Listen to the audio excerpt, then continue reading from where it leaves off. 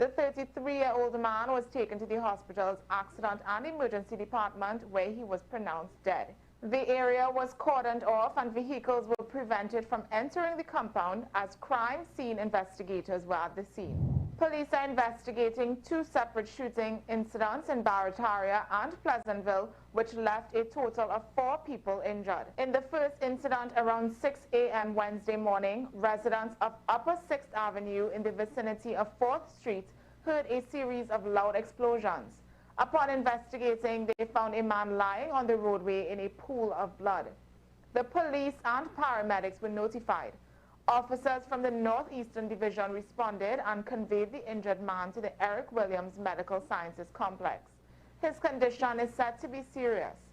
Up to 8 a.m., crime scene investigators were still on the scene with at least a dozen spent shells being observed by investigators. Police currently have no motive for the shooting. In a separate incident, police said a 17-year-old teenager was among 3 others who were shot Tuesday night in Pleasantville.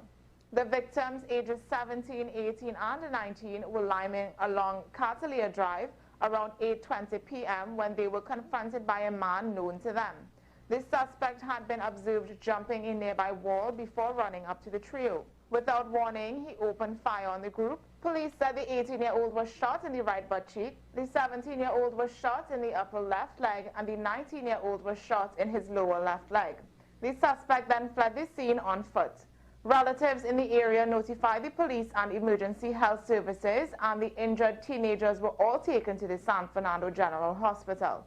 A team of officers from the Monterey Post Police Station responded and are continuing inquiries. Caribbean Airlines confirmed that a bomb threat was received at its Trinidad call center on September 1st, but the threat was not directed at the airline itself. The threat involved the Chedi Jagan International Airport in Guyana, where a man claimed a life and death situation could occur. Guyanese authorities are investigating, tracing the call back to Guyana. The caller, who said he was once part of a group planning the incident, warned the authorities but refused to provide further details. This comes shortly after a similar threat was made against a Georgetown hotel, which was later deemed a prank. Internationally, a U.S. Navy sailor has been detained in Venezuela after traveling there without authorization, according to the Pentagon. The sailor was taken into custody by Venezuelan authorities around August 30th. Pentagon officials say they are working closely with the State Department to resolve the situation. The sailor was not on official duty or authorized leave at the time of the incident. This follows a similar case earlier this year involving a U.S. Army soldier detained in Russia. Well, that's news to the hour on WESN. I'm Naomi McNish. Thanks for watching.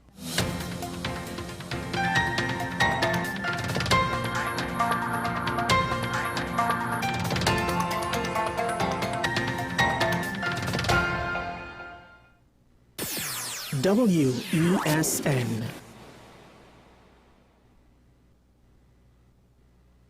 This is 10 Questions. I'm Andy Johnson. The distance from where we should be in the world in going forward on our commitments with climate change. The effects of climate change that cannot be accounted for. It's called loss and damage, and we're seeing loss and damage happening so much more in this decade and the previous decade. The principal term there was this question of the correspondent banking issues. That is why we're trying to build capacity with this country here, Trinidad and Tobago, and other countries in the region. Man is not showing any signs of stopping or even slowing down. More than half of the forest in Trinidad is already gone. All the plants and all the animals and all of the nice clean water and fresh air and everything had to be on this planet for humanity to have a chance. We have small change when it comes to countries that can take decisions, and when they speak, the world listens. The General Assembly is a very democratic forum. And Trinidad and Tobago has the same vote as Canada, in spite of the obvious difference in size.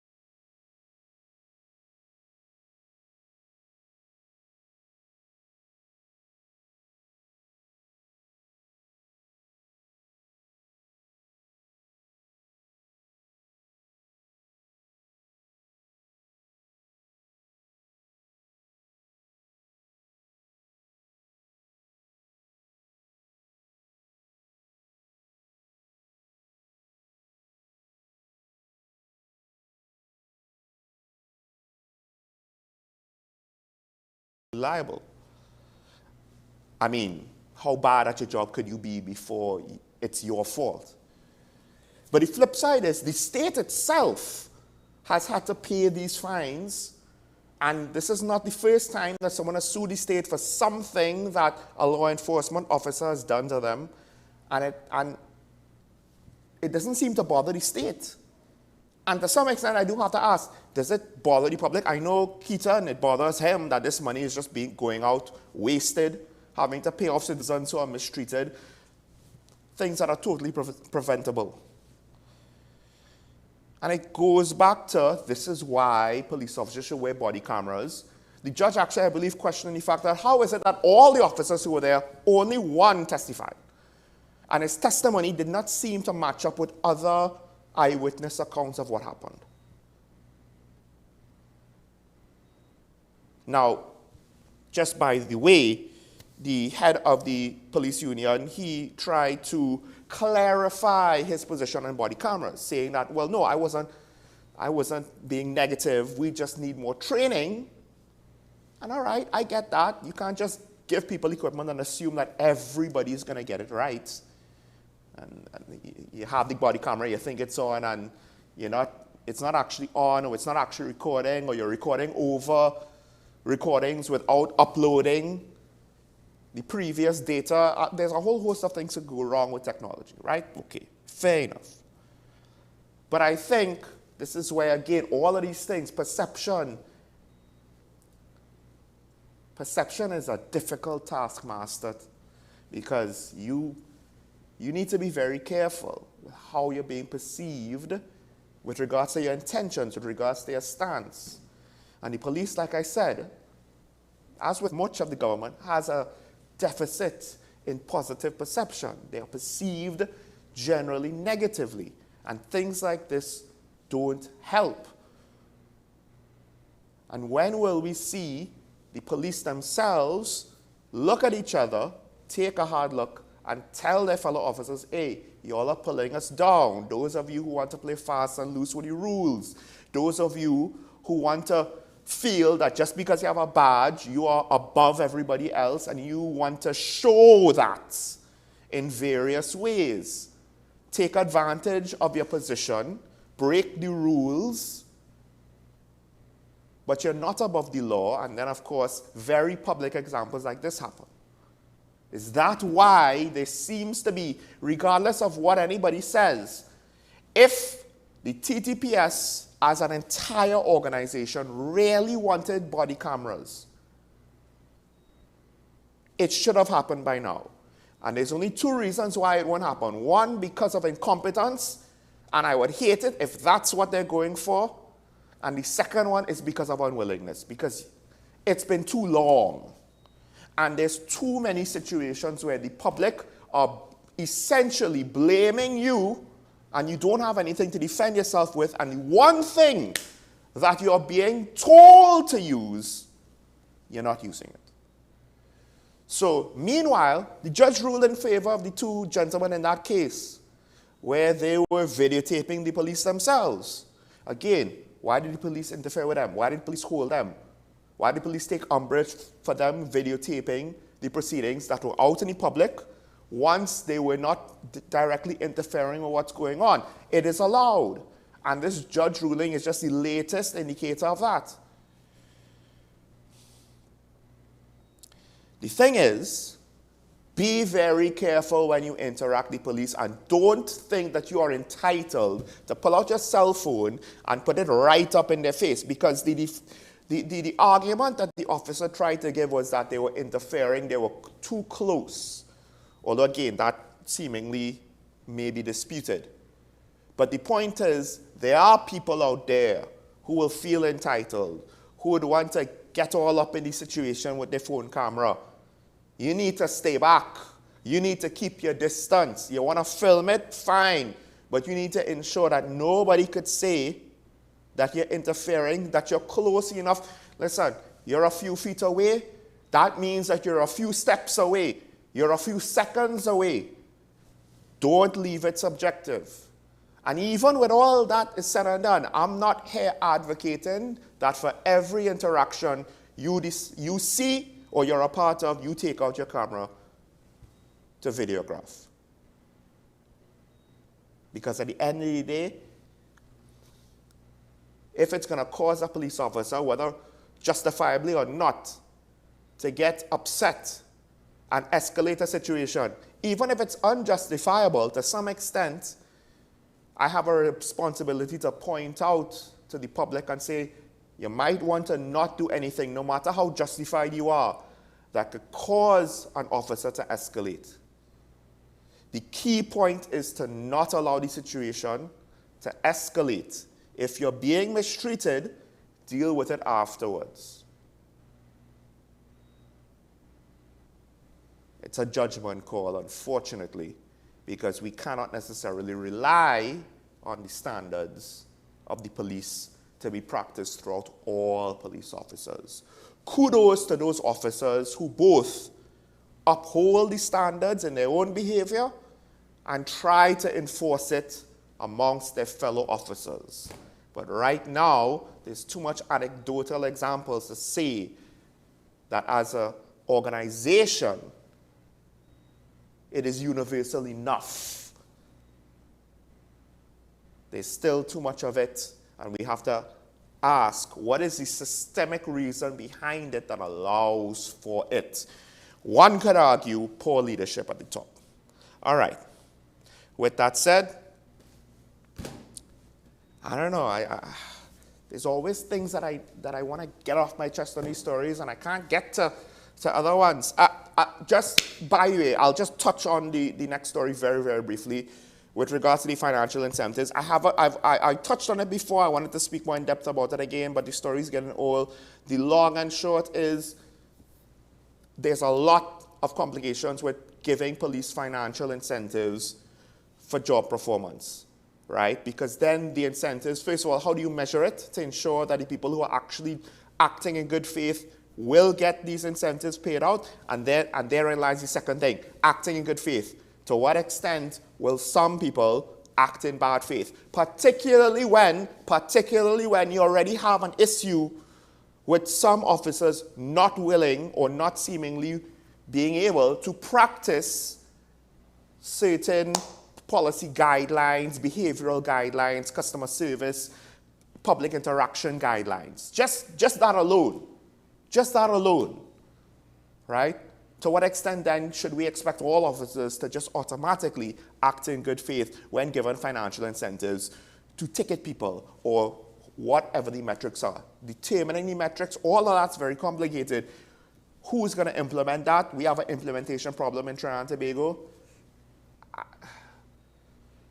A better situation maybe could implement something like this. I don't know if we can. Right, we take the break now. We welcome my co-host. Stay tuned. This is Talking About WSN. We'll be right back after this.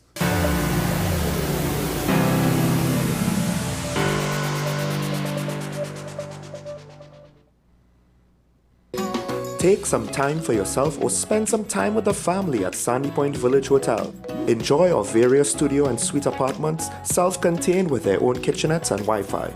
We also have our famous 100-foot swimming pool and our beachfront restaurant, the Steak and Lobster Grill. And our location in Crown Point puts us near the center of activity from the nylon pool to the local nightlife. Call us and make your reservations at 639-8533, 389-2378 or email us at sandypointvillagehotel@gmail.com.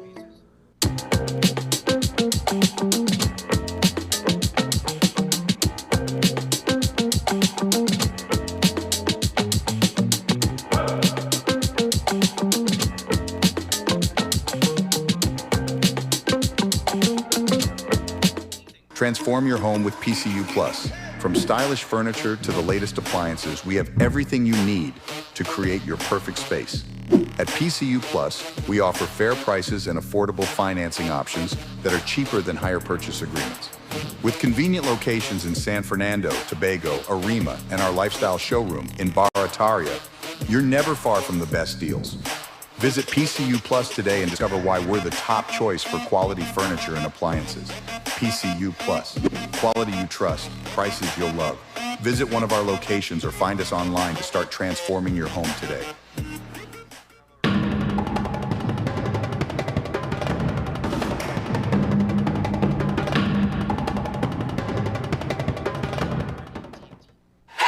FanZone, your reliable, authentic supplier, has just gotten better. You can now visit our website www.fanzonett.com for your authentic wear and collectibles. The only place where you can use both your Visa debit and credit cards.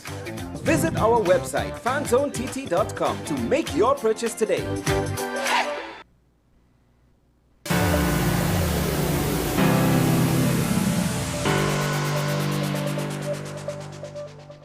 Back here on Talking Point on WSN, the capital. Sean Michael Small, joined by the original host of Talking Point, Mr. Keaton Shah, host of AM Prime and co-host of Talking Point. He's still in the credits, folks. Keaton, morning. Good morning.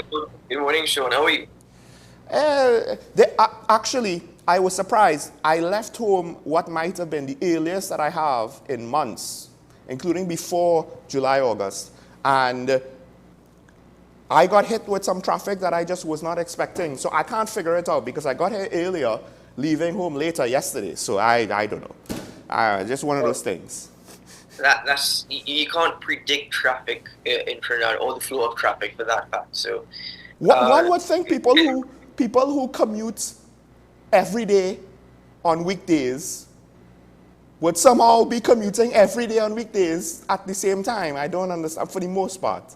How many people have variable schedules? You can't predict the flow of traffic. I guess. You will always know that at certain periods there would be traffic, or as referred to, peak traffic, but you cannot actually predict how traffic is going to flow.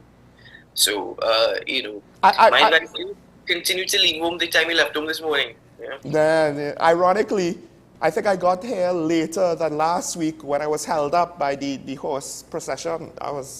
But let me not beat a dead horse, okay? Pun intended, maybe, not really. Anyway, Keaton, some big stories coming out. And the first one, we have two that we're going to talk about. The first one I want to speak to you about.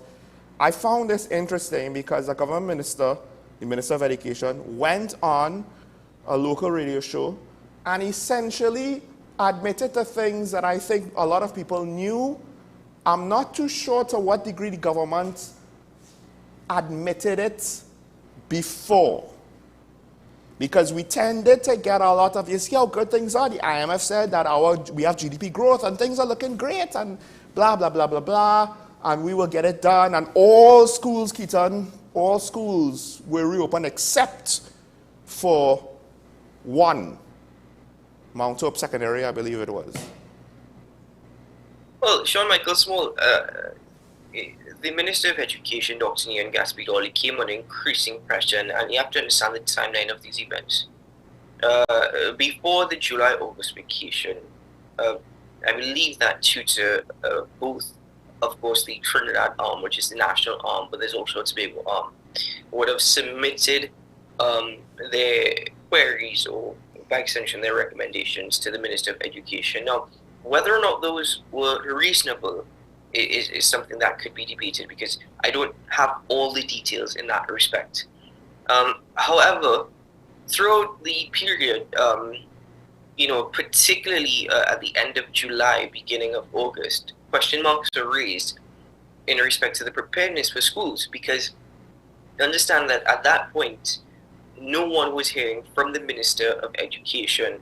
And need I say, the Minister in the Minister of Education is Lisa Morris-Julian, if I'm not mistaken. She herself seems to be rather silent. She has gone into hiding, it would seem, because you don't hear from her at all. And having the role as a junior minister, you'd expect that she has some responsibility still. And though she's not necessarily the primary point of communication, she still is a point of communication. In trying to reach out to the minister to get updates, no media house, as far as I'm concerned, was able to get that. It was in the last week, so it was last week, Monday, if I'm not mistaken, at Balizi House, when, because, bear in mind that Dr. Nia Gaspidoli is a member of the PNM executive. So she was part of the screening committee. When they were screening candidates for the general election, which is within the next year at least, that's when she was confronted by one media host, and she gave some updates. Initially, 18 million was earmarked for school repairs. 20 million was spent. 3 schools were open last week Friday. right? 3 new schools were open last week Friday. St. George's College was one school, and St. to George's. me, if anybody saw those photos, if they were able to see the footage, it was ridiculous that we had an opening ceremony, and I cannot understand how a Minister of Education would even feel a sense of pride or a sense of achievement walking through that secondary school campus, because the impression I got is that it was just a coat of paint that they put on the school. And I'm not trying to be unkind. It really looked as though it was a coat of paint.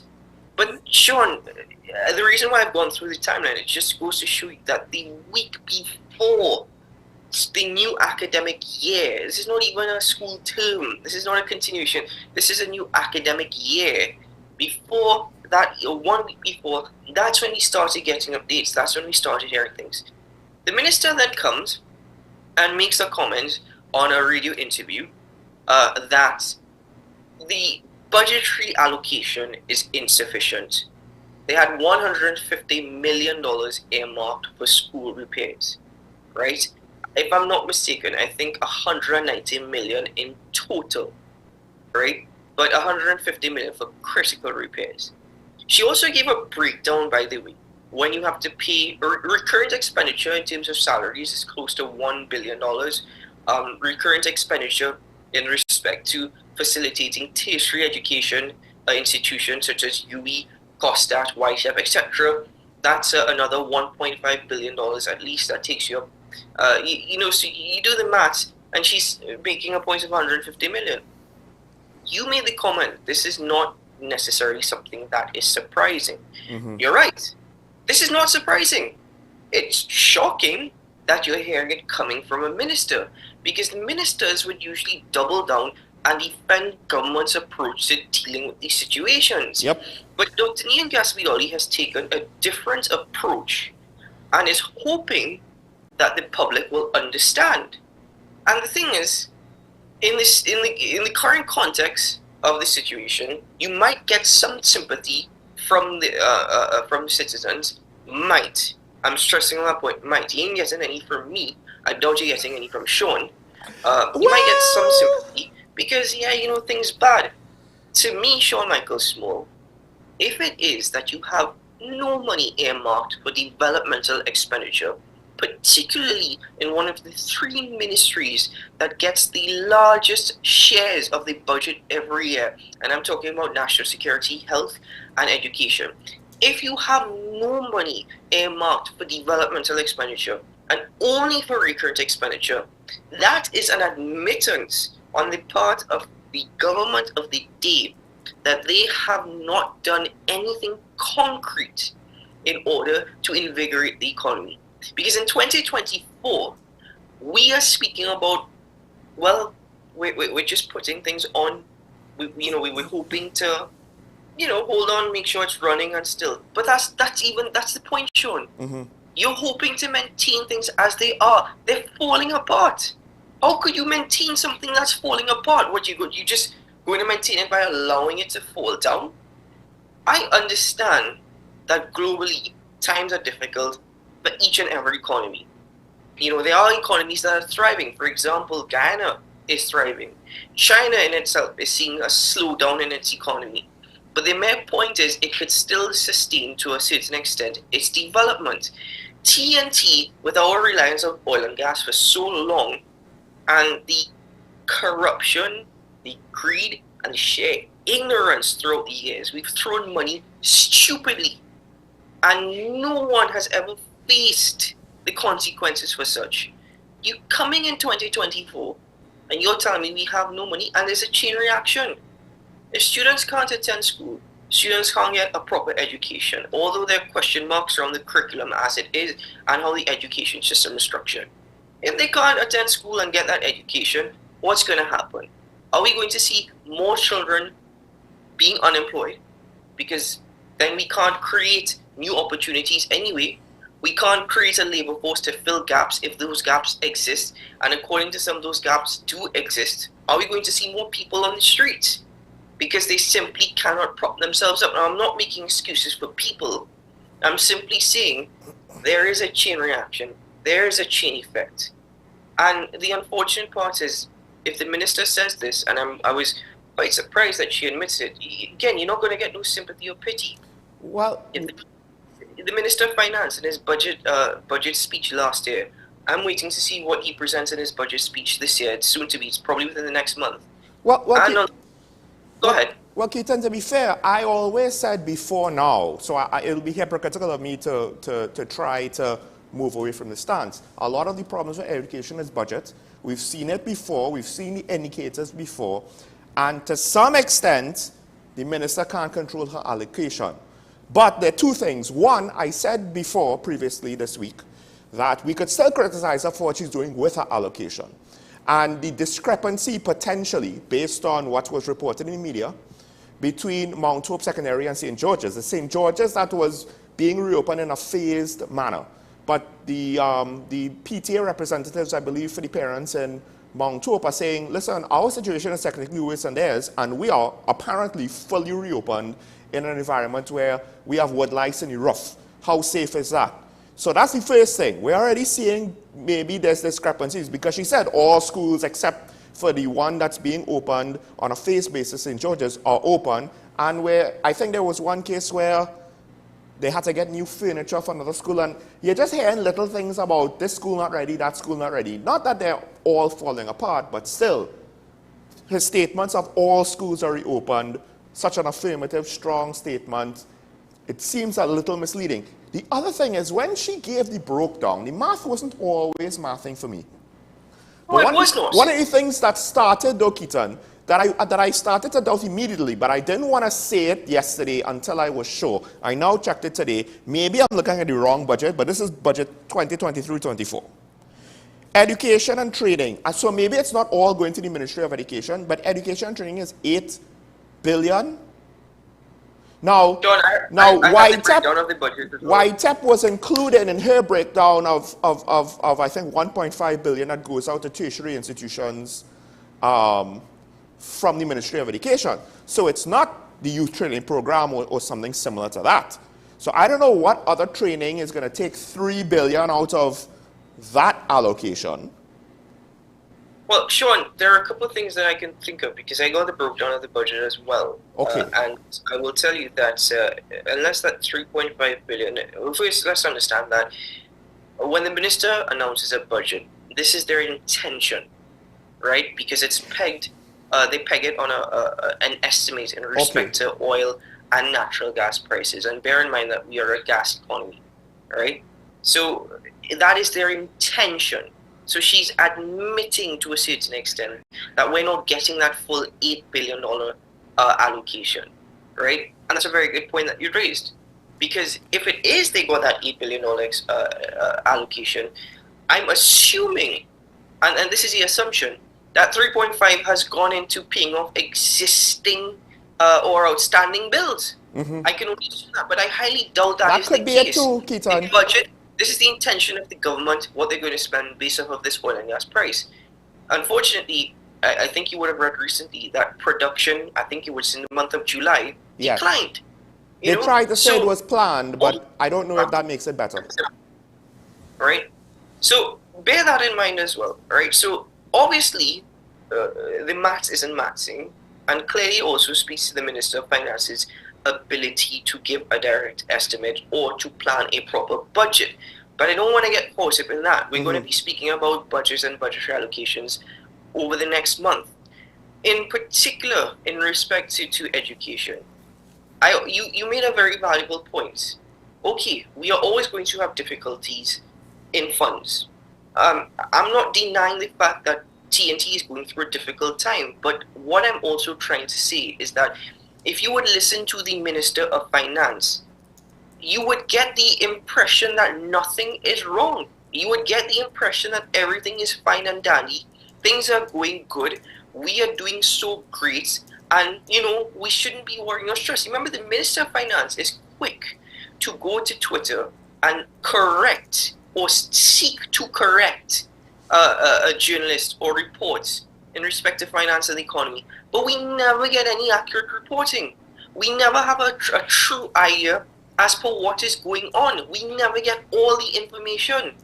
And it's ridiculous. We don't get we get a breakdown of government's intention of this is what we're going to do over the next year.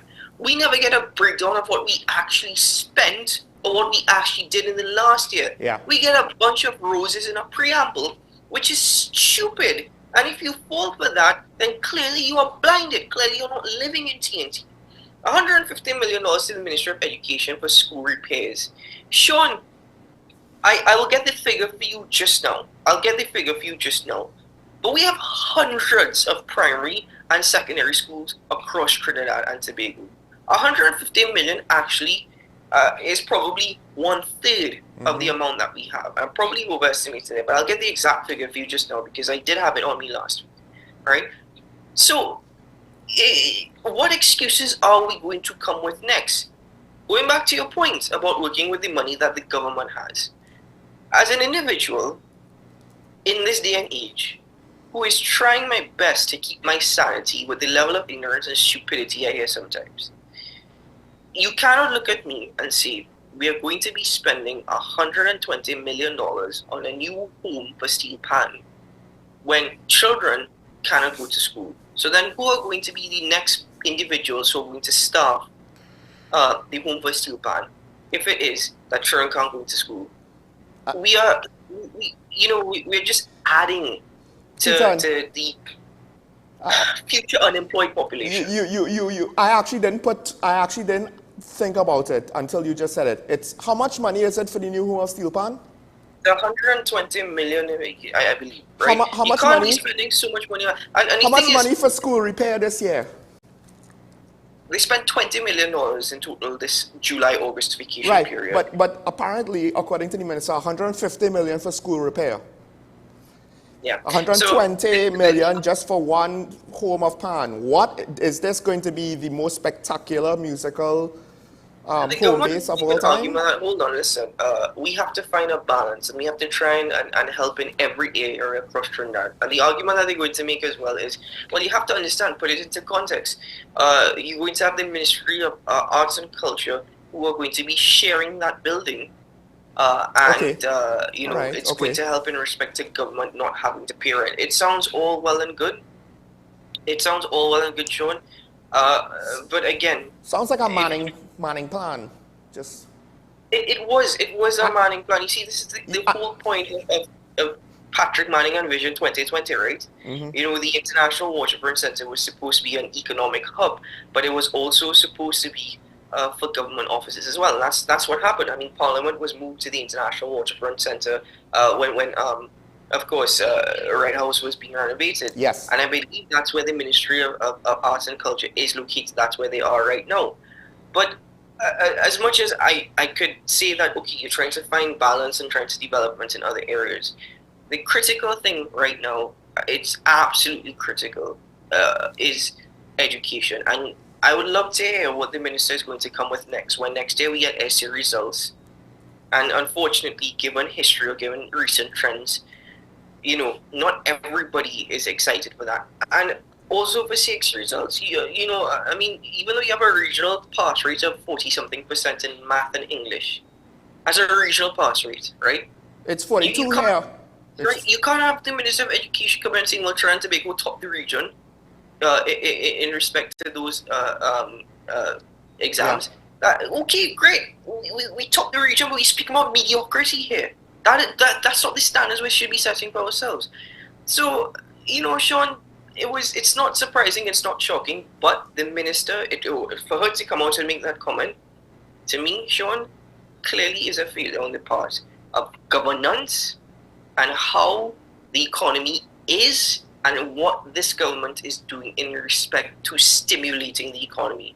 Because in 2024, when our reserves have declined and are declining, when BHP Billington has pulled out of Trinidad and taken all its assets to Guyana, right? When our oil and gas industry listen, right now, we're hanging on for life, we're bombing. What are they doing about it? Nothing. But property tax. Of course. Getting some money just now. Well, Keaton, 1.5 billion out of the allocation just for institutions like UE, COSTAT, UTT, YTEP, 800 million just for non-teacher staff in the Ministry of Education. I say all this to ask because we increased our spending on education. We included the tertiary levels for free education, and they try to roll some of that back. But revenue seemingly is not going to get back to when those decisions were made. Is education too big to succeed? It's supposed to be too big to fail, but I fear that we have created a system. Yes, it's great, right? The minister said other countries might wish they had what we have. Don't take it for granted. Fair enough, but I think we may have made it unsustainable. Sean, we can make an argument that TNT has free education, and to a certain extent you're right. You don't have to pay school fees, but you still have to pay for everything else. Yeah. You still have to pay for everything else. So no, yeah, okay, fine. We don't have to pay school fees, we don't have to pay per term, you have to pay for everything else. Whether or not we are arguing it's unsustainable at this point, it's going to be very difficult to even start charging people for education, because that's when you're going to see nobody attending school. People are struggling to even send their kids back to school in respect to paying textbooks. But Keaton, are we gonna get the money to just spend our way out of this problem? I don't think so. Sean, no, we're not. So then, but I'm also thinking at the same time. Okay, for example, MTS. Well, what's the point of having special purpose companies such as MTS to maintain schools when we can't even maintain schools because they can't get the funds to do that? I am also curious to know how much money is the Ministry of Education owing to countries. I am also curious to know my primary school that I went to, a new school was built on the savannah that is on the compound. There's a savannah on the compound of that school. A new school was built on that savannah grounds, right? Do you know that it's been, 8 or 9 years? That school has not been opened. It's now overgrown with grass, right? So the structures of it's now overgrown with grass, and the old school is still there, and kids don't even have a savannah or playgrounds now. But the structure is built up. Yeah. They just can't open it. So I'm curious to know about all these things. And let me hear what the minister or the government is going to come with next. Let's hear the excuses. And let's see how people are falling for these excuses. It's ridiculous. Now, meanwhile, let's switch gears now with the time that we have left. Because I do think education is one of the big problems that people are potentially underestimating. Crime is one of the big problems that I don't know if people are underestimating. I just don't necessarily see any urgency. And I think we're letting the government, or too many of us are letting the government off the hook. Because a lot of what's going on apparently seems quite apparent to international bodies, including the UN. They had a report come out. I'm not entirely sure if it came out recently or if it came out in July and it's only now been picked up in the local press. Some of the things in this report are not surprising, but what is surprising is the fact that some of these things, it's almost like if locally the authorities try to either not mention it or maybe downplay it. Meanwhile, the UN is saying, hey, guns are coming through, easy. Guns are cheap now, there's high demand, it's easy to get them, they're increasingly common. And there's very limited prosecutions of high-level dealers, brokers, and shippers. And it's one thing for the public to say it, but now the UN is basically saying, hey, this is what's going on in Trinidad and Tobago. So thank you very much to the United Nations for this report and the excitement of the report, because I've got a copy here, a breakdown of the report. Caribbean gangs, drugs, firearms, and gang networks in Jamaica, St. Lucia, Guyana, and TNT. What one of our local newspaper reporters, focused a lot on the Venezuelan gangs in Trinidad and Tobago. And we can speak about that in a moment. But Sean, if you've gotten the opportunity to go into some of the details of this report, as I said it this morning on AM Prime, and I'll repeat it here, this is nothing new. thank you very much to the UN for this report. We don't need the UN to put this report for us to understand that this is what's happening in Trinidad. One thing, Keaton, I think a lot of people... I don't say that in an ignorant way. No, I just want to point out, a lot of people will say, look, the UN are concerned about Venezuelan refugees. Well, the UN is also concerned about gangsters amongst the refugees. As I said, I don't mean it in an ignorant way. Yeah. When I say that, the UN is confirming what we've heard. Right? So I don't mean it in an ignorant way. But if you would allow me, so viewers who didn't necessarily have the opportunity, a couple of points to note on this thing, right? The report said, despite a perception among people that drug trafficking has increased in recent years, it's not necessarily that. Seizures have actually dropped. TNT reported a significant amount of seizures in the past, but quoting in verbatim from the report, it is likely that the current figures significantly underestimate the extent of drug transshipment and trafficking in TNT. Let me quote the Minister of National Security 2 years ago. Please exercise more patience. Yeah, boy. Right? Sean, second point to be made from this report. Third point. Half of gang members are aged between 19 to 25 years. Yeah. And half are over 25, the report stated. Right? Imagine that. So the report goes into detail in respect to that. Goes back to education and opportunity again, right? Goes back to that. That has a role to play in this as well. That might be, just quick, that might be outdated because now the local police, our police are noticing gang members who are 18, 17, maybe even younger. So, and they have gangs within the secondary schools. Yep. Right? They have gangs that are starting or recruiting from secondary schools. Right? The report stated that TNT last year had 186 local gangs of 1,700 members compared to 211 gangs of 2,450 members in 2019. So I was looking at that and I was thinking, well, what's going on there? And then you realize if you do some research, over the years they've reported that these gangs are fusing together. They actually, a lot of them are working together and then against each other. So the drop in figures might actually be because of gang warfare, right? That might actually be because of gang warfare. Because let's be plain and honest. You might have gangs that are migrating outside of TNT and going elsewhere, such as South and Central America. You have gangs that are migrating from South and Central America coming into TNT.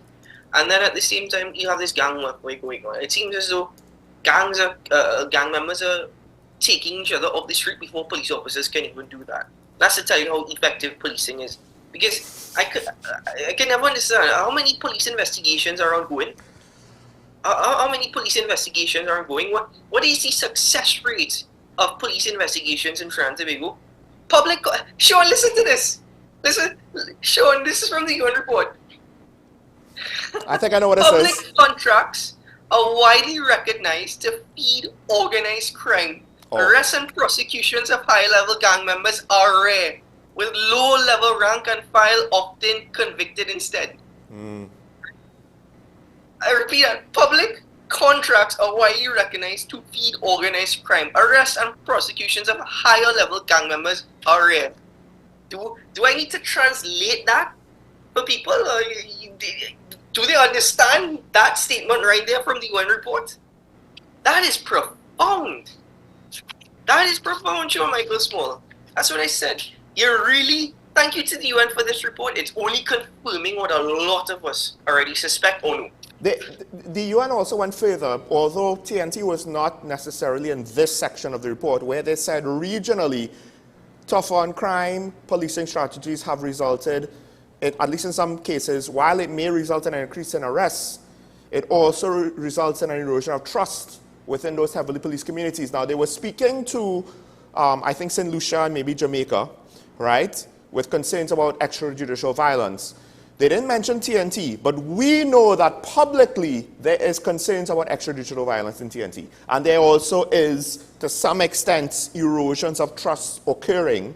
And we don't even have the results from heavy-handed policing to then at least try to counterbalance the negative consequences. But I think the gang statistics is interesting when you think about it this way. I'm not sure if it was in this report, but I believe in this report it might have been that about 45% of the murders are gang related. So then if you just do the quick math, if you have 250 or so gangsters just dying to gang violence every year,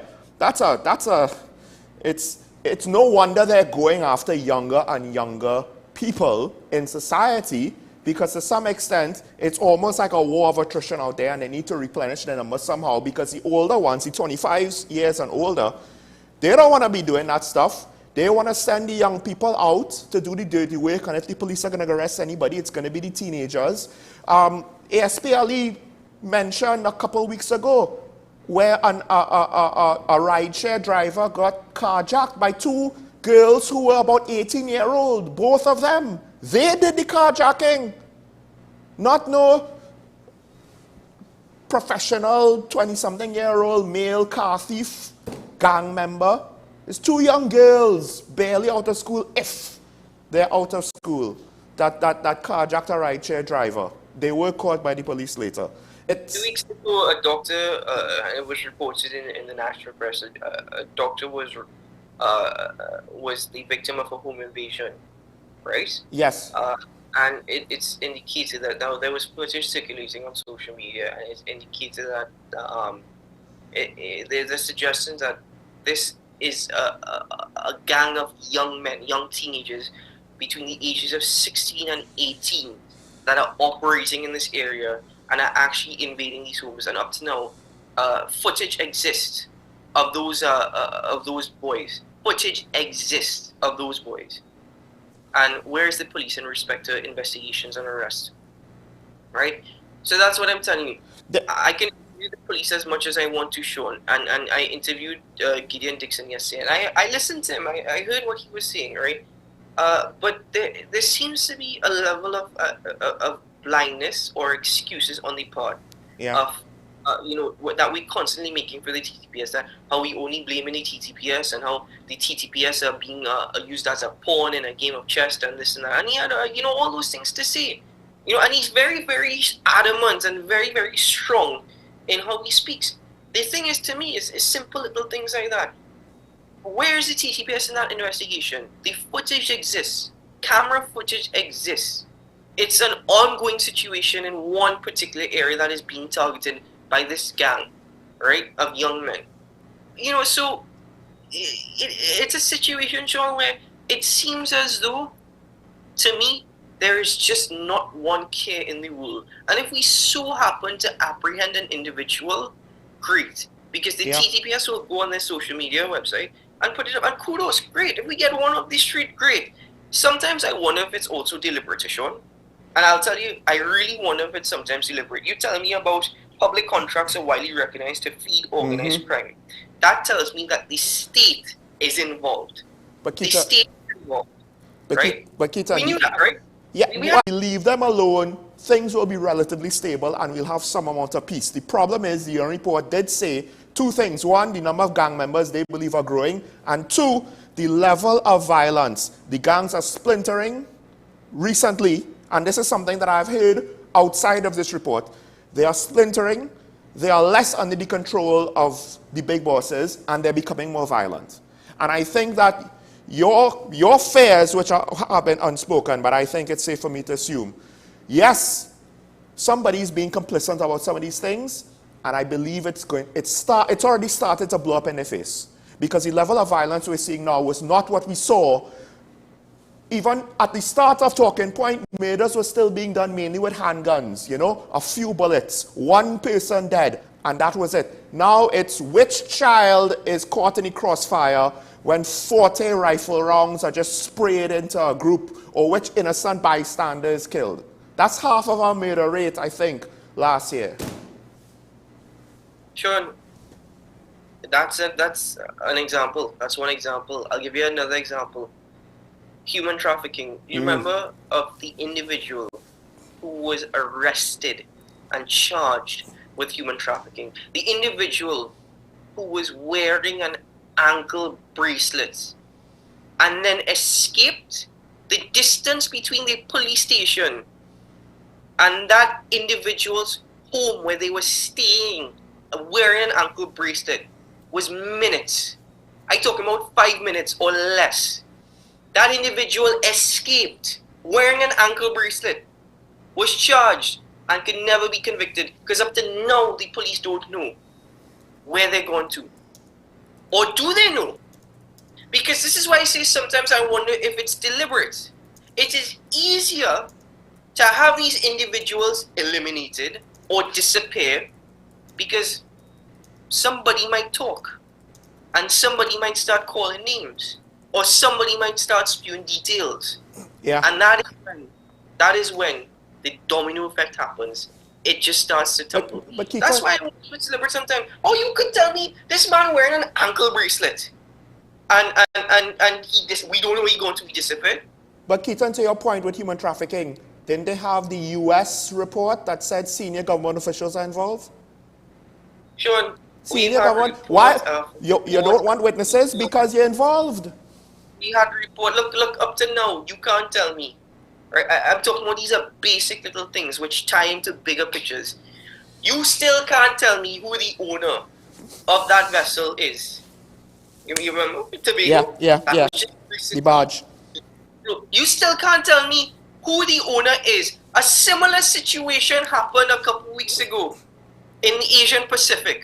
I don't want to call it was Malaysia or Singapore, one of those countries, right? Again, and you mean and within days they found out who the owner was.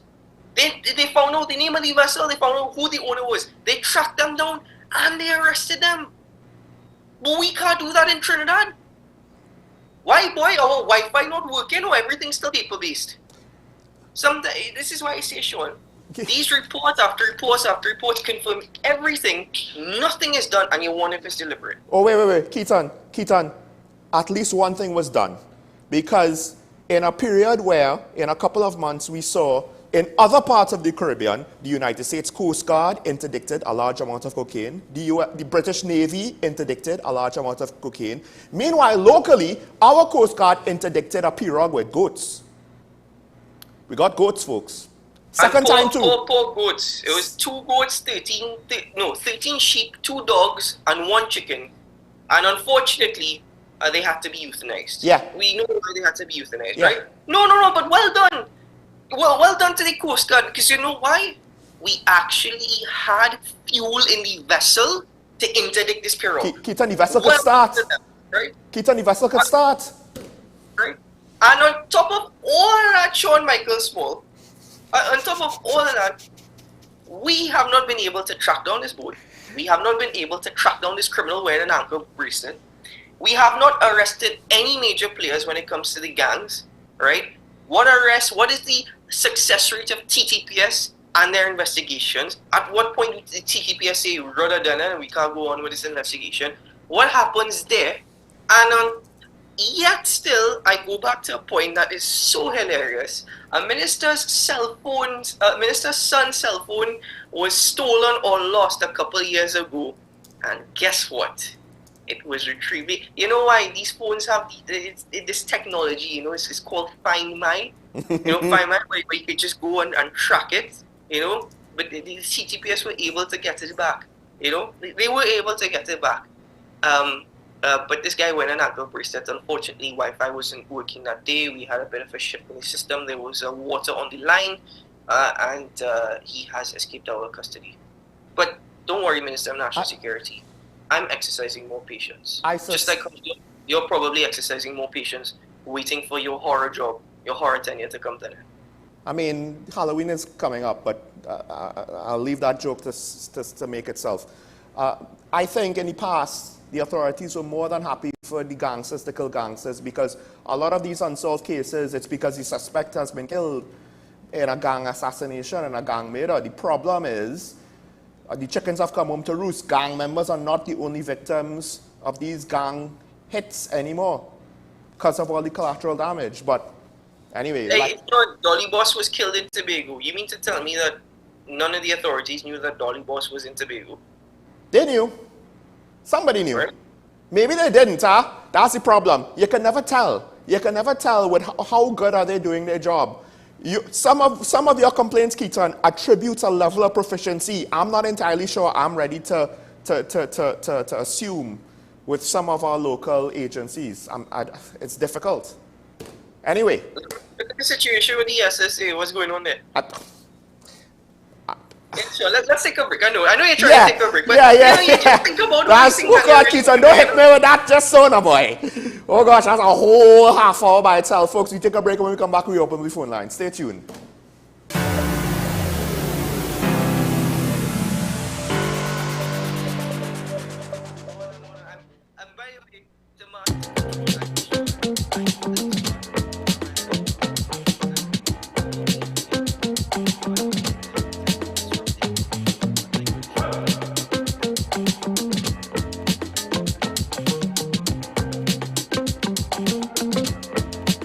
Transform your home with PCU Plus.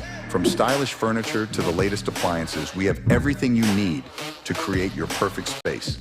At PCU Plus, we offer fair prices and affordable financing options that are cheaper than hire purchase agreements. With convenient locations in San Fernando, Tobago, Arima, and our lifestyle showroom in Barataria, you're never far from the best deals. Visit PCU Plus today and discover why we're the top choice for quality furniture and appliances. PCU Plus. Quality you trust, prices you'll love. Visit one of our locations or find us online to start transforming your home today.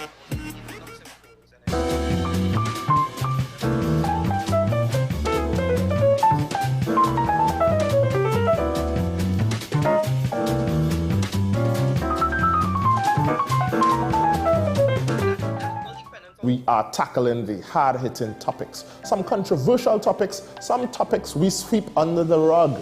You don't always have to forgive in a relationship for it to move forward. If it is you are in a situation where you forgive the person, but to the detriment of yourself, what are you really doing? It is very uncommon for somebody in the younger age group to have dementia. Atheists don't not believe. Is that I can't disprove God, but you also can't prove God, so we cannot have a stalemate. We'll focus on the woman who's being the victim, right, or the man is being the victim. We exclude the children. Folks are trying to study the underlying brain mechanism to figure out how does this particular disorder happen in the brain? How is the brain processing this? Don't worry about AI, worry about humans working with AI. Are you willing to learn new skills to stay relevant for the future job market? That's the challenge that people are going to struggle with.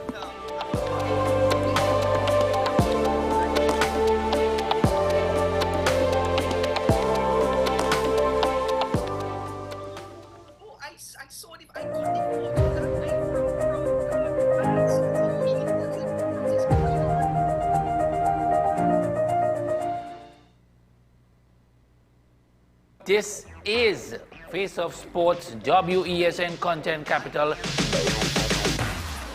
How you felt about the kiss on the lip? That's the business, I'm nothing to do with that. I find that was distasteful. The national senior team, whether you like it or not, that is the model for all other teams to follow. I'm assuming that the regional requirement may be a much stricter requirement. This is not about Pro League and Super League. This is a league run by the Normalization Committee that I'm responsible for. Nobody expected FIFA to fund this arrangement. If we don't get a professional attitude towards this, we are doomed for failure. You break the balance, trip the leg, control the body. They ain't gonna stand put forever. Why you want the Chiefs to lose so? Why you want the Chiefs to lose so? They already have two. Lamar don't Why? have. You're jealous because you know the Chiefs getting closer to the Patriots. Let's go to the last part. No, let's go to the last part.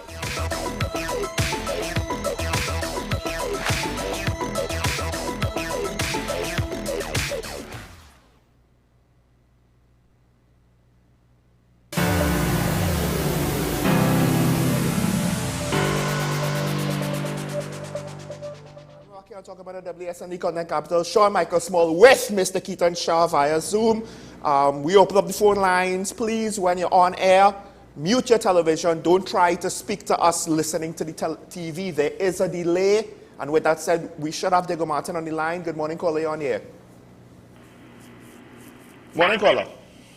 Morning, Mr. Shah and Mr. Small. Greetings. Good morning. Yeah. From Diego Martin, as usual, I want to concur. I haven't seen the run last night. I want to concur with Karen, the Honorable former Minister of Finance, utterances on the former chairman of TICO, Dupree. And I want to ask the security personnel, the investigators, the DPP, having known that Dupree was in Trinidad for 2 years prior to his demise, God rest his soul, sentimental condolences to his family, were they speaking to him on the TICO report? Remember, the Prime Minister sent it down to the DPP to sit on it. So that was a genuine opportunity. I don't want it basically having nothing out of it, because she made two statements that is clinching when she said the former central bank governor met with the current Minister of Finance, and his set of utterances out of that: I need the assets of TICO. It wasn't that his sentiment, and I'm jogging my memory. Is he fronting for somebody else apart from the government? Because there's a rumor that the place up in Trin City, that mall, he basically alleged that he's looking after it. So that is one aspect of it. The other aspect of it is the statutory and fiduciary responsibility of the board of directors of CIB when TICO Investment Bank, when all that misbehavior of Dupree happened, funding out all the money. I suspect that is not statute bad. You could still go after them. And we have to ask, why is the current government protecting the directors of that institution, which was basically the chief amount of all the wrongdoings? On both sides of defense, you had directors in certain TICO assets. And that is what we have to know. And nobody seems to be asking that. And that is where I want the Fourth Estate to be pricing out the information of that. We don't want them to get away. If they had a fiduciary responsibility to make sure people's investment is properly protected, or were they sitting on this chair just to get the monies and the stipend out of that function? The other thing is that I think you're all playing around with the police service. We have to acknowledge the police service has collapsed. The leadership has reached a level of incompetence for the longest while. Why do you think they were elevated? Look at the recent judgment 2 days ago. If Singapore basically questioned the credibility of a senior superintendent. All you read it, the only thing he says is he's lying. And then we have another case in the court trying to be opaque. Remember that kidnapping in Barbados? It's a simple question. Why we spending money is either you do it on your own volition or somebody tell you. That is the credibility of the senior and the leadership of the police service, the earlier. And the third issue, let me quickly tell you. The third issue is the indemnity with KC. You say AG who was wrong to do that. You have a file, and the police haven't gone and pull him by under his pants and ask him some searching questions. That tells you the public, not the public, the police service, and by extension the police service commission is non-functional. People have to do things and mitigate outside the police for their own protection because they're not acting. I'm going to have a nice morning. Caller, that thing with... Thank you, caller. That thing with Brent Thomas, let's not forget a current Deputy Commissioner of Police who was promoted, former head of the Professional Standards Bureau, one of the watchdog bodies for the police, who led the successful kidnapping in layman's terms. That's what it was. In layman's terms, not legal terms, not convicted of kidnapping, but layman's terms. A successful kidnapping of Mr. Thomas, rewarded with a promotion. Here's the thing though, she can't get a CARICOM plane on her own pull. Someone had to get that plane for her. She didn't do it on her own.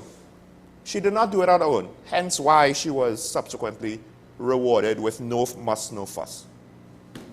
Sometimes I wonder if the executive, the TTPS, is just a branch or an extension of, politicians? The political climate. Yeah. Well, now... You also have to be very careful what you say. But I say that because Sean Michael Small, what you hear coming from TTPS at press conferences sometimes, it's like they cannot relate at all. Yeah, like politicians. And Keaton, the irony is I've seen more indicators of independence from the actual politician who is in the post of Commissioner of Police than these so-called lifetime career police officers. We have San Fernando on the line. Good morning, caller. You're on the air. Good morning, caller. Good morning, Sean. Good morning, Keaton. Good morning. There were two things that you touched on, Sean. First one was the Ministry of Education with respect to funding and school repairs. Let me speak to that first. This is the unfortunate reality in Trinidad today. There is not enough resources, and the resources that we have are not being, seems as if they're not being spent prudently. So this, as I mentioned before, Sean, this issue with school repairs is not going to stop. The state does not have the condition of the school plant in this country is bad, and there is not enough money to do all that is wanted and for these schools.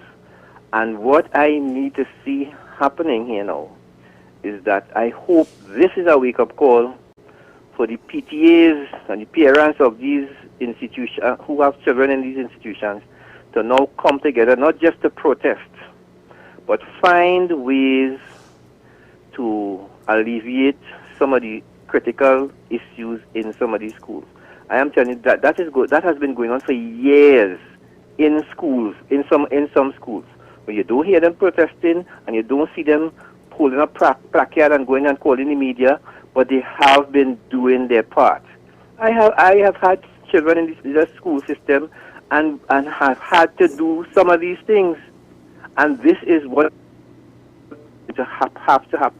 It is that other institutions, parents want these institutions to be habitable for the children. They're going to have to start to come together. That is the unfortunate reality of the situation.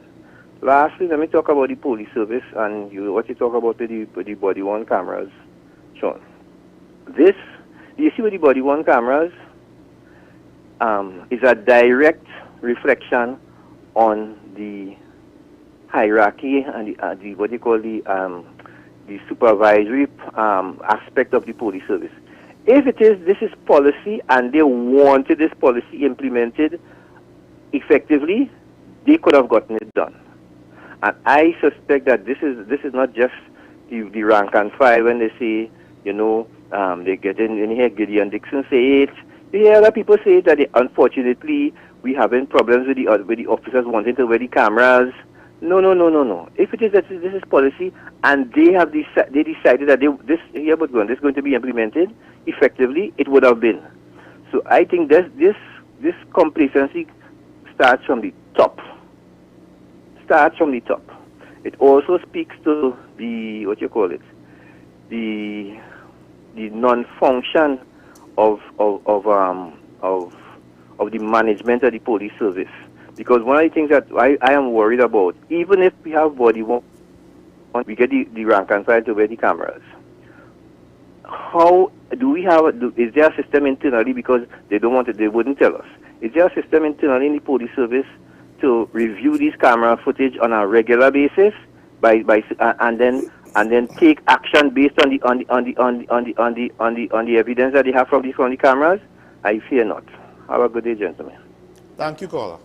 To answer your question, caller, in respect to system, I will tell you that if you take a look at regular CCTV cameras, if ever you notice on various poles across Tobago, you see 3 or 4 or 5 security cameras. It's because there is no longer any central, central unit within the TTPS to utilize these security cameras. If you see 5 security cameras on a pole, it's 1 for a different unit in the TTPS and 1 for the criminal gangs in TNT, because apparently they putting up CCTV cameras across Tobago and we can't stop that anymore. So no, there is no central unit even to deal with CCTV cameras, let alone the body cameras. I just found what San Fernando said, Keaton, and what you said earlier. There's too much complacency. They are allowing this to happen. To what extent is it being complicit? I have another comment on the PTA and what I think should happen moving forward, but we have to go on the sunny line. Good morning, caller, you're on here. Good morning, Sean. Morning. Keaton said too, Professor. Good morning. Yeah, I have been listening to people still talking about they have enough money. And it's a direct result of a deterioration in governance by our crooked politicians. Long ago, Works Department would repair all government buildings, including the schools. So at holidays, they would concentrate on the school. Now that is not happening. WASA used to plumb all the government buildings, repair all. That is not happening. And if you go, you could go through the whole public service and see that you look at the roads that they're repairing and it's not doing properly, and it's again not the workers, it's contracts they're giving out. Okay, gentlemen? Thank you, caller. Okay. Thank you. Sean, you had a comment to make on... Well, first off, what the professor said, I think this is just, he's right, and this is just the consequence of trying to bypass the problem of non-performing public servants. We didn't actually solve the problem, and now the bypass solution has its own problems with the contract workers situation going on. I did have a comment, but move us on the line. Good morning, caller, you're on here. Caller, you're on here. Morning. Good morning, gentlemen. Morning. I keep wondering how much it will take and how far we have to think before everyone starts reach the realization that we're in a mess, and it starts from government. The gentleman just spoke about different the works used to fix, be the ones repairing this time. Mm-hmm. We think we have to understand all this contract business is what is fueling the gang. And we're talking about all different things, and we seem to have forgotten about the contract. Because I remember that the commissioner raised that issue. Imagine that. The police commissioner had to remind the government some years ago about the contract. Now, right now, with the situation with the crime, everybody seems to have forgotten about the contract. The contract's still running now. Mm-hmm. And the whole reason for these contracts is about control for votes, and that is the issue. You know, we have a police service. I'm sure there's not plenty of email, but listen to me. Let's be serious here. A police service, right, that can go and kidnap somebody, right, that can arrest somebody for sedition. A law that has already gone through the court and deemed to be not really making sense, right? This same police service has arrested and put for reason and I've seen it, and this is the same police service that's sending ambassadors every different stations, invitations, I think, to make excuses. And I don't want to say the word lie, but that's what they're doing. Because this same police service are doing things that I just mentioned, telling me that they can't give no solution. Imagine that. They are insulting but with all what is going on, we have we have thousands of people out there defending the party and putting a blind eye. I don't know where we're heading, but it's not nice. I go on. Thank you, caller. I'll just say this. The ambassadors represent the best of the police service, I do believe. The problem is their work is being undermined by what previous caller said. Lack of leadership. Leadership being complacent about too many things. Keaton, I don't know if you wanted to have a comment. first.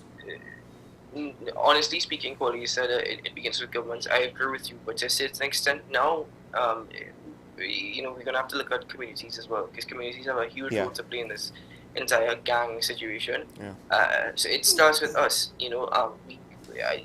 I will always, have constructive criticism for those in authority and those institutions, but at the same time, I will be hypocritical if I don't, if I ignore the fact that us as communities and us as citizens, we have a huge role to play, and we are feeling there as well. I mean, Keaton, one of the callers had to remind me a while ago, because we were talking about Mr. Manning and giving him kudos, but then they had to remind us that, but he was one of the politicians that, and he might have been the first one that engaged with the community leaders.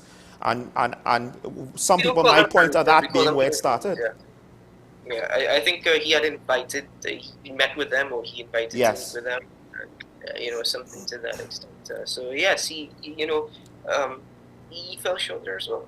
Now, with that said, what I wanted to say about the education system, Keaton, I do wonder, because the caller, I believe it was San Fernando, he was right. These are long-term problems, and parents have issues. I don't know if it's because eventually their children get older, so they no longer want to be involved, but I would think, Keaton, in the current climate, the NPTA should be one of the most powerful political NGOs in the country, just because of how many people are probably going to have complaints about what's going on with their children's school. Did you just say political NGO? No, an NGO, but I think usually it's a bad thing. But in this case, I think there are legitimate concerns for what essentially would be a special interest group to have some sort of clout to affect the political landscape. So it's not a political party. I think, Sean, I mean, I've but they're not, I don't see them doing anything more than just kind of surface level complaining. Yeah, I've had the NPT on AM Prime for consecutive weeks because it's the promotion of the PTA and how important the role and how important that role is of the PTA in a school, and what they call it from San Fernando was saying is good, because in a lot of these private primary and secondary school, the PTA plays a major role in running and the functioning of the school. So I agree, parents do have to get more involved. I don't know if I could go to the extent to say that how, when it comes to the actual infrastructure and certain things where the parents are going to have to, play a bigger role. It's very difficult. It ain't easy. So, people have to play some role. Keaton, would you say that education is an election issue? No, I don't think people... Sean, can I just remind you of something? But should it be? Should it be? Can I just remind you of something, please? Yeah. You may be looking at the archives. I don't know if you recall that when the People's Partnership won the election in 2010, one report from another news station was at Balisi House, and a parent, she was lamenting how the PNM has lost, and now she doesn't know what is going to happen to her child's education, and how she's afraid because she doesn't know what to tell her daughter. The daughter standing right next to her, she cries and says, I don't know what nobody going to do about my education. I don't know what I'm going to get. What's happening now? 9 years later, what's happening now? Is education an issue with respect to politics? They've made it issues in respect to GATE, for example. They've made it issues in respect to scholarships, for example. Those are just accessories to the current education system. Government needs to focus, or political parties, my apologies, not government. Political parties need to focus on these core issues as well. It could be an issue. It should be an issue. But when we're focusing on accessories alone, then we are completely throwing the core points or the core issues out of the window. And that's what I meant. I don't know if you remember that video. We should probably get a video sometime. Huh? That's what I meant, Keaton. Education should be such an issue that then the NTPA, what they say to the public, they should be leading, not necessarily controlling, but helping the public discourse on this issue, which should be at the forefront of both political parties in Parliament and all other parties that might contest the next general election. and this should be one of the big ticket issues, because I've said it before, this is, people underestimate it. I'm scared about this one, Keaton. I am scared because while... What, the election? About the education system. I'm scared about it. The problem is the rich and powerful, they will just send their kids to private. I share in your fear. I do, you know, I am telling you, I'm not scared of just the education system. I'm scared of a lot of things in Trinidad and Tobago. Because I keep thinking, you know, I had a conversation yesterday. I said to one of my senior colleagues, you probably saw the best of Trinidad and Tobago and what TNT had to offer. You probably saw the best of it. What I'm experiencing now, I got a glimpse of it. You know, I got a taste of it. I have seen how TNT has declined, and I'm seeing the decline. And you know what? I had to hold myself back, because that's me being selfish as well. Because my children, my grandchildren, and their children are probably, if things remain as they are, and no political party, if they continue to preach and portray what they are doing, we ain't gonna get anywhere. And our children, our grandchildren, they're going to experience even worse than what we're experiencing right now, Sean. Well, Kita, I mean, the way how things are going, it will be a question. It will be a question if our grandchildren would still be here. I myself, I'm looking at it and I'm like, for the first time in my life, I'm questioning, things might be too far gone. I might need an exit strategy if we cannot get things turned around, which is why I'm like, well, at least using this platform, trying to generate discussions, to encourage people to be more involved. Because if people don't get more involved, I don't know how we're going to get to any sort of solution. Our country cannot be run by the vocal minority and a silent majority. That, in theory, will never work unless you want to accept a dictatorship. But you see, sure, Michael Small, listen to me. We want more people to get involved, and there are those who will tell you, well, we're involved. You know, we are involved. It's to what extent, to what capacity they're involved. I keep going back to the point. If I use an example, right? We spoke about the issue of the coat of arms and how the People's National Movement is good at distractions. They're good at distractions because we give it credence. We fell for it. It became such a national issue that even race and ethnicity became involved in that as well. Of course. When you take a look at the United National Congress and their proposals in respect to their manifesto, right? And I'm questioning, that's all well and good. That sounds all well and good. People waving their flags and they're happy. Are any of those individuals who waving their flags and happy asking, where are we going to get the money to do this?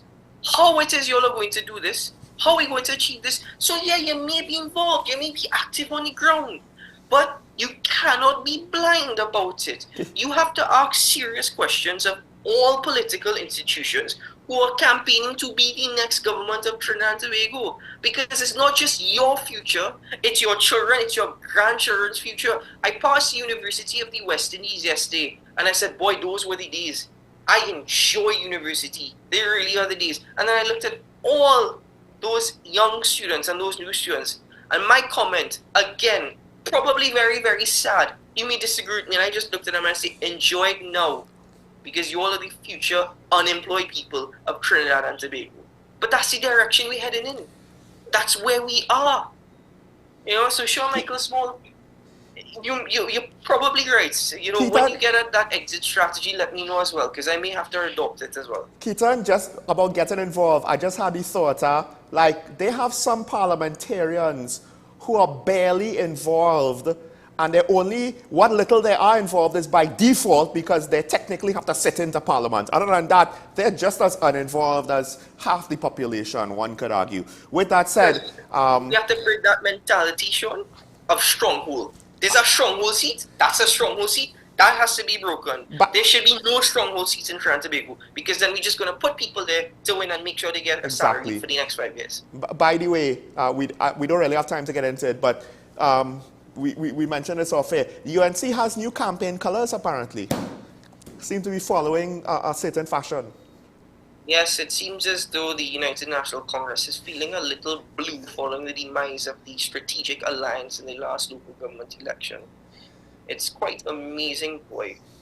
We hang Jack, and Jack come back.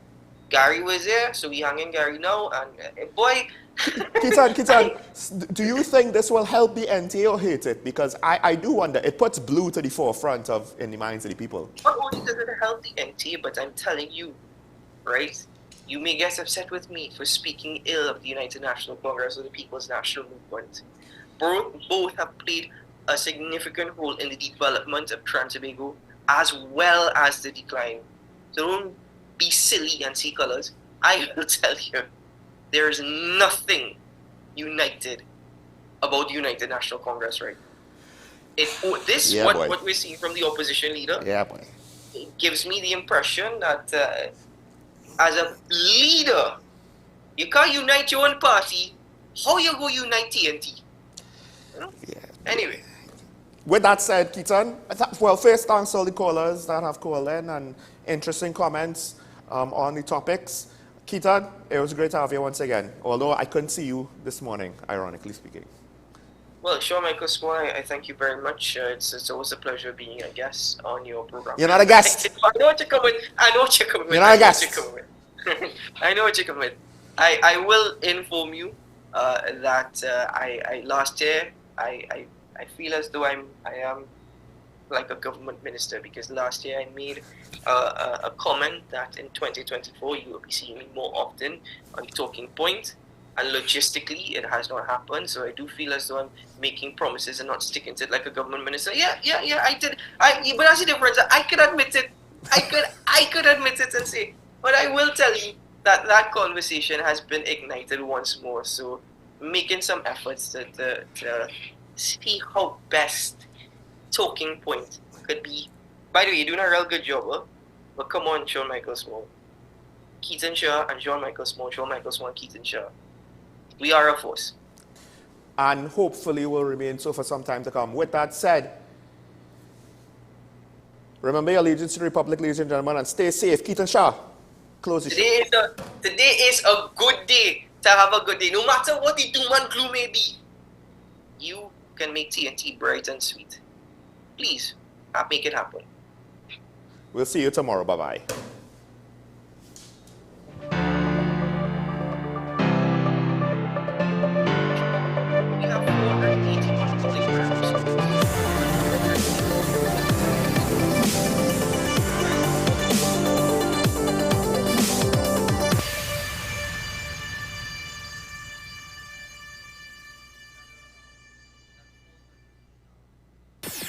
WESN.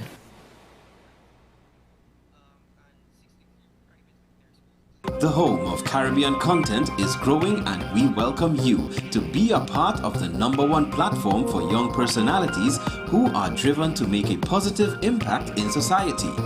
As we continue to reach every corner of Trinidad and Tobago through our daily broadcasts, our social media pages, or through our 75+ digital billboards across the nation, contact us to learn about our competitive rates via marketing at wesncc.com or call us at 628-5835. WESN Content Capital, television with a difference. FanZone, your reliable, authentic supplier, has just gotten better. You can now visit our website